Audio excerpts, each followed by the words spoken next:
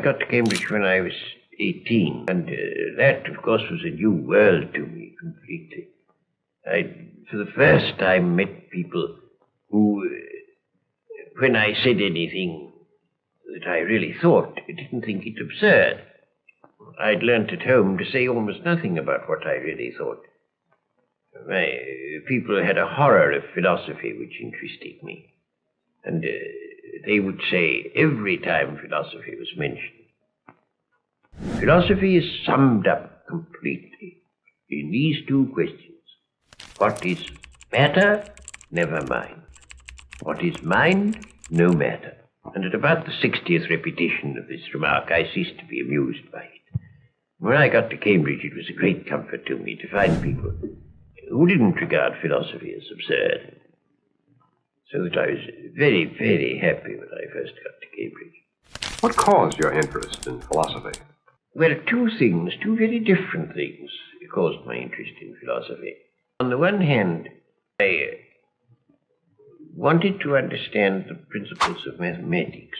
I observed that all the proofs of mathematical propositions that were taught me were obviously fallacious. They didn't really prove what they said they did.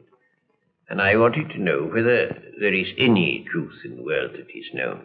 And I thought if there is any, it's probably in mathematics. But it's not in mathematics as I was taught it. And so I tried to find out some truth there. The other thing that made me interested in philosophy was the hope that I might find some basis for religious belief.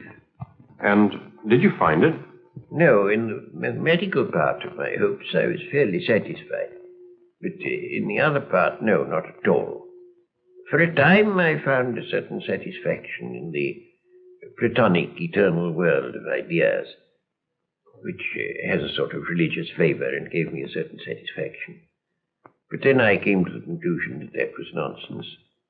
Lord Russell, speaking as of today, can you see the influence of any one philosopher more than any other one? Well, I suppose in recent years the most important influence has been Marx. If you can dignify him with the name of philosopher, I should hardly like to dignify him so myself. But I suppose he must count in the list.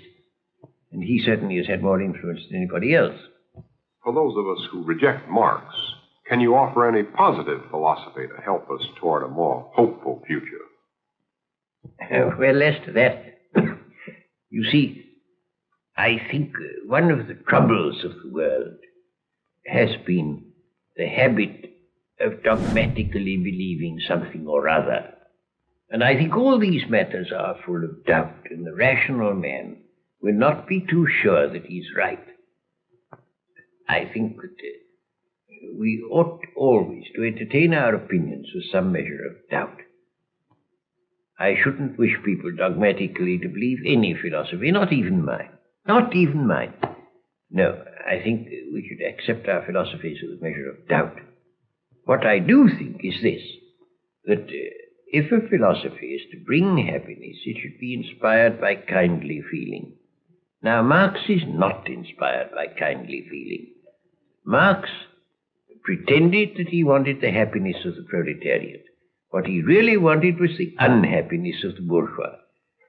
And it was because of that negative element, because of that hate element, that his philosophy produced disaster.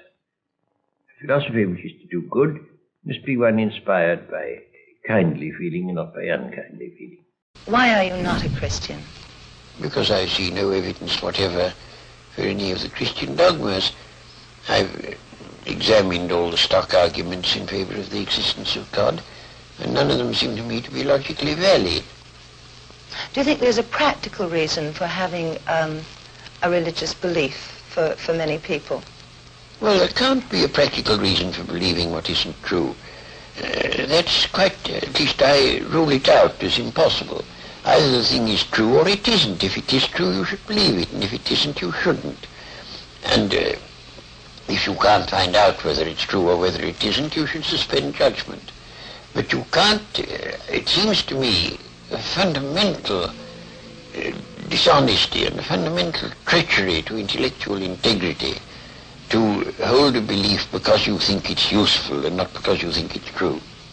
As you approach the end of life, do you have any fear of some kind of afterlife, or do you feel that that is just an No, I think impossibility? that's nonsense. There is no afterlife. None whatever.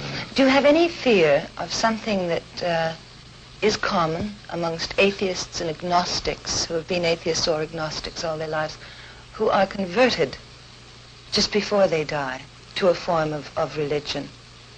Well, you know, it doesn't happen nearly as often as religious people think it does. Because religious people, most of them, think that it's a virtuous act to tell lies about the deathbeds of agnostics and such.